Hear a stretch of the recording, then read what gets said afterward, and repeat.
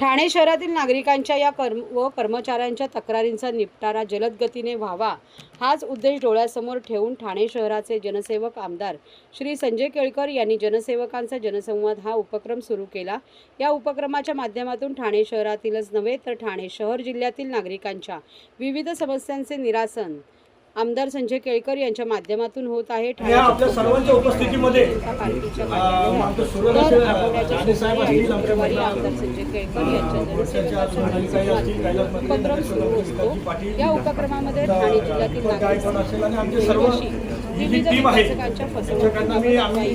साहेबांना मनापासून शुभेच्छा देतो आणि आपल्यातर्फे शुभेच्छा देतो की असंच आपल्या हातून कार्य घडत राहो। या उपक्रमामध्ये दाखल आपल्या सर्वांच्या वतीने पुन्हा एकदा शुभेच्छा देतो आणि आवडीने आम्ही कार्यकर्त्यांनी सगळ्यांनी मिळून जो हा केक आणलेला आहे आपण शतक महोत्सव म्हणून आमच्या उत्साह साजरे आणि याच्यानंतर केक कापल्याच्या नंतर आपल्या सगळ्यांच्या तर्फे प्राथमिक हा एक साहेबांचा सत्कार होईल।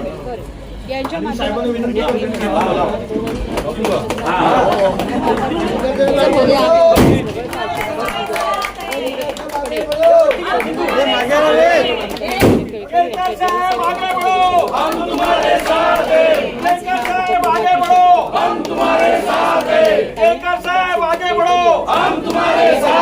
भारतीय जनता पार्टीचा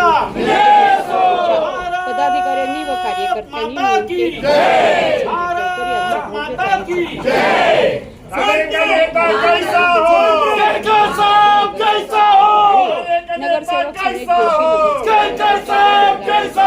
स्वप्नाली साळवी महाराष्ट्र का नेता कैसा हो,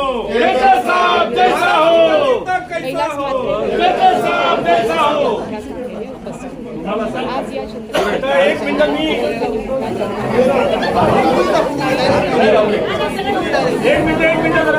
सर्व सन्मान देखील केला होता। हा उपक्रम असाच पुढे अवितरितपणे सुरू राहणार असल्याची ग्वाही यावेळी आमदार केळकर यांनी प्रसारमाध्यमांशी बोलताना दिली।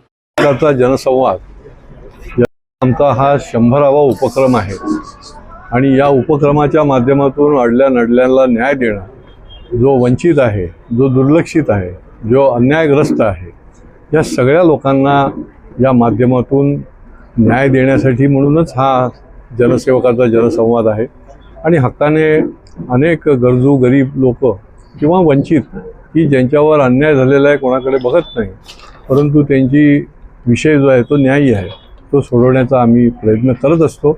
आणि मला अतिशय समाधान आहे की मोठ्या प्रमाणामध्ये या ठिकाणी आलेल्यांचे प्रश्न जे आहेत ते मार्गी लागलेले आहेत। आज या कामासाठी माझे सहकारी आमदार निरंजन डावखरे देखील या ठिकाणी येतात। माझे सर्व कार्यकर्ते, सहकारी, नगरसेवक हे देखील या कार्यक्रमाच्या निमित्ताने मला सहकार्य करत असतात। अनेक विषय जे आहेत ते त्यांच्या माध्यमातून देखील येत असतात। हा खऱ्या अर्थाने सामान्यातल्या सामान्य माणसाला हक्काचं व्यासपीठ हेच या जनसंवादाचा कार्यक्रमाचा हेतू आहे। कुठल्याही भागातला सामान्यातला सामान्य माणूस थेट इथे येऊ शकतो, त्याला कोणीही अडवणार नाही आणि त्याचा प्रश्न जो आहे तो मांडू शकतो। अशा प्रकारची रचना या उपक्रमाच्या माध्यमातून केलेली आहे आणि पुढच्या काळामध्ये देखील हा उपक्रम यशस्वीरित्या आम्ही निश्चितपणे चालवत राहू। शेवटी आमचं काम पण आहे, कर्तव्य पण आहे आणि या भावनेने शेकडो हजारो लोकांना न्याय देणं आणि त्यांच्या प्रश्न, त्यांच्या समस्या सोडवणं हा आमचा हेतू आहे। साहेब, राज्याच्या कानाकोपऱ्यामध्ये हा उपक्रम जाऊन पोहोचलेला आहे आणि नागरिकांना दिलासा देण्याचं काम या उपक्रमाच्या माध्यमातून होते। शेवटी निवेदन नुसतं घेऊन चालत नाही, तर त्याच्या पाठीशी उभं पण राहायला लागतं आणि त्याच्यामुळे सातत्याने एकेमागून एक चालू असल्यामुळे जर एक सोमवारी नाही सुटला तर शुक्रवारी देखील तो प्रश्न जो आहे तो समोर येतो आणि त्याच्यामुळे सरकारी कार्यालय असेल किंवा कुठल्याही तहसील ऑफिसपासून ते कमिशनरचं ऑफिसपर्यंत अनेक प्रश्न जे आहे ते त्या माध्यमातून आम्ही सोडवतो आणि त्यामुळे हक्काने लोक येतात।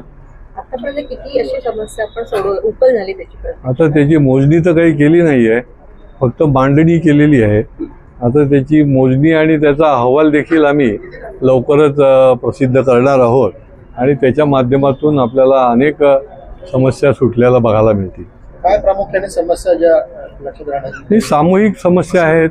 आता आमच्या महापालिका क्षेत्रामधल्या निरनिराळ्या विभागामधले जे कामगार आहेत, सफाई कामगार असतील, त्या ठिकाणी हॉस्पिटलमध्ये काम करणारे आरोग्यसेवक असतील किंवा अधिकारी असतील, डॉक्टर असतील, अनेक प्रकारची जी घटक आहेत, यांना आपण बघितलं असेल की जागोजागी जे आहे ते त्यांना हक्काचं जे मिळायला पाहिजे ते मिळत नाही. आणि ही फार मोठी समस्या जी आहे आणि याच्यातले जवळजवळ 60-70% समस्या सोडवण्यामध्ये देखील आम्हाला यश मिळालं आहे.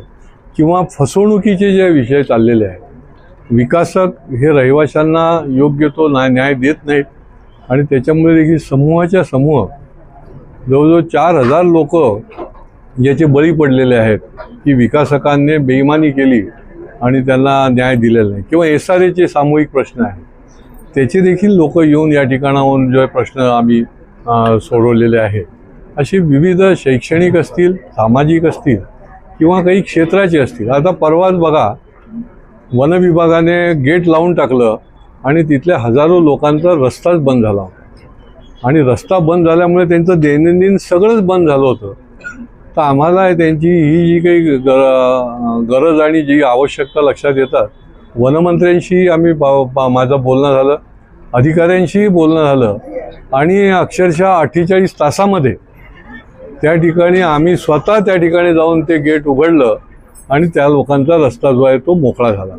अशा काही तात्कालिक गोष्टी ज्या आहेत त्या देखील आपण या माध्यमातून सोडवू शकतो. पण कुठेतरी व्यासपीठ पाहिजे आणि हे व्यासपीठ जे आहे ते निश्चितपणे पुढच्या काळामध्ये देखील सामान्य लोकांना उपलब्ध राहील.